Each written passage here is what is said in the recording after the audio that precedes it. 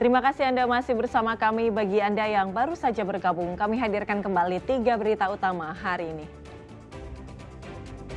Puluhan siswi sekolah menengah di Kota Bandung diduga dilecehkan oleh guru di sekolahnya. Sebanyak 3 orang diringkus polisi saat tengah memproduksi uang palsu di sebuah rumah di Garut.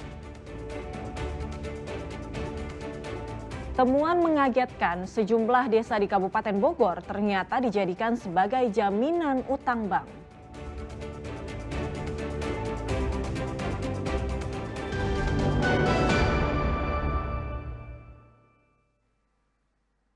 Kecelakaan maut kembali terjadi di perlintasan kereta tanpa palang pintu di Kabupaten Cirebon. Kali ini 2 orang dalam mobil pick-up tewas karena tak menyadari kereta lewat di perlintasan tanpa palang pintu di Kecamatan Mundu.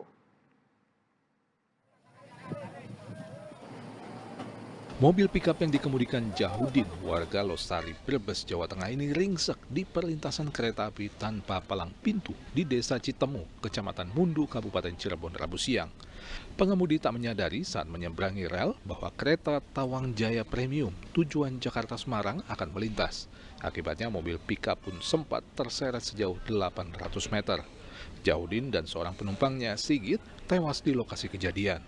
Keluarga korban yang datang ke tempat kejadian pun menangis histeris sehingga jatuh pingsan melihat korban sudah tak bernyawa.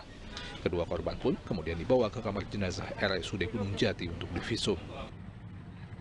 Kendaraan pick up mengarah dari jalur selatan mau ke utara, melintasi jalan sebidang rel kereta tanpa palang dari desa Citemu menuju keluar, akhirnya tertabrak oleh kereta. Kendaraan terseret, kendaraan pick up itu lebih kurang 800 meter terseret dari titik awal lokasi. Untuk korban 2 orang. Akibat kecelakaan, bagian depan lokomotif kereta Tawang Jaya rusak cukup parah. Kereta sempat berhenti selama 1,5 jam untuk perbaikan sebelum kembali melanjutkan perjalanan ke Semarang, Jawa Tengah menggunakan lokomotif pengganti. Nah, lokomotif mengalami kerusakan, ya ini di hangernya itu di bawah lokomotif gitu ya, dan pengereman gitu ya, pengereman. Jadi karena mengalami kerusakan, lokomotif dilakukan penggantian lokomotif dari depo lokomotif Cirebon. Jadi setelah dilakukan penggantian lokomotif, kereta lanjut melakukan perjalanan ke Semarang Tawang. Sejumlah perjalanan kereta pun terhambat hingga 17 menit. PT KAI mengimbau masyarakat pengguna jalan untuk berhati-hati saat melewati perlintasan tanpa palang pintu yang tidak dijaga. Maruli Habibi melaporkan dari Kabupaten Cirebon. Bandara Hussein Sastra Negara Bandung menggelar latihan simulasi keadaan darurat pesawat atau Airport Emergency Exercise skala penuh pada Rabu siang. Latihan melibatkan berbagai unsur mulai dari Angkasa Pura, TNI AU, dan tim penyelamat.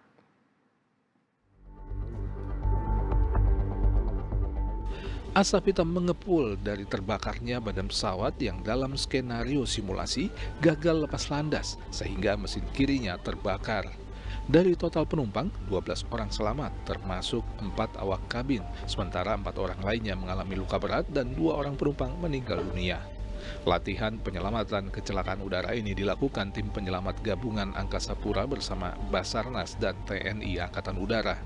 Mereka segera memadamkan api serta mengevakuasi para korban. Simulasi penyelamatan kecelakaan udara ini dilakukan untuk memastikan fasilitas bandara baik milik Angkasa Pura maupun TNI Angkatan Udara siap digunakan dalam keadaan darurat. Airport Emergency Exercise ini sangat diperlukan sama kita, dan melihat hasil yang tadi kita bisa mengecek dan merespons apa-apa yang terjadi apabila terjadi emergensi. Kita bisa menguji seluruh personel, baik personel yang ada di Lanut sendiri, kemudian personel stakeholder yang lainnya yang terkait, bandara, airnav, dan lain sebagainya. Bagi pengelola bandara, latihan ini juga dilakukan sebagai persiapan menerima rute-rute penerbangan sipil baru di Bandara Hussein Sastra Negara. Saat ini ada sebuah maskapai yang telah mengajukan rute baru dari Bandara Hussein Sastra Negara dengan tujuan 5 kota, yaitu Semarang, Yogyakarta, Surabaya, Lampung, dan Palembang. Namun, izin operasional masih menunggu persetujuan Direktorat Jenderal Perhubungan Udara. Bahwa 5 rute yang diajukan oleh airline tersebut membuktikan bahwa sangat ketertarikan berminatnya mereka di Bandara Hussein. Kita tuh siap, kita memastikan bahwa bandara itu siap kapan saja diperkenankan untuk kembalinya jet tersebut. Salah satunya adalah latihan ini, fasilitas kami terjaga dengan baik. Harapan kami adalah memang dengan kesiapan kita ini akan ada airline nanti ya sesuai dengan regulasi yang ada. Angkasa Pura dan Lanut berharap dengan kesiapan fasilitas dan dukungan semua pihak, Bandara Hussein Sastra Negara dapat kembali menjadi pintu gerbang pariwisata dan perekonomian Jawa Barat. Muhammad Rizal melaporkan dari Kota Bandung. Sejumlah desa di Kabupaten Bogor ternyata dijadikan jaminan utang bank. Menanggapi hal ini, Gubernur Jawa Barat akan menerjunkan tim pengacara Provinsi Jawa Barat untuk mendalami kasus tersebut.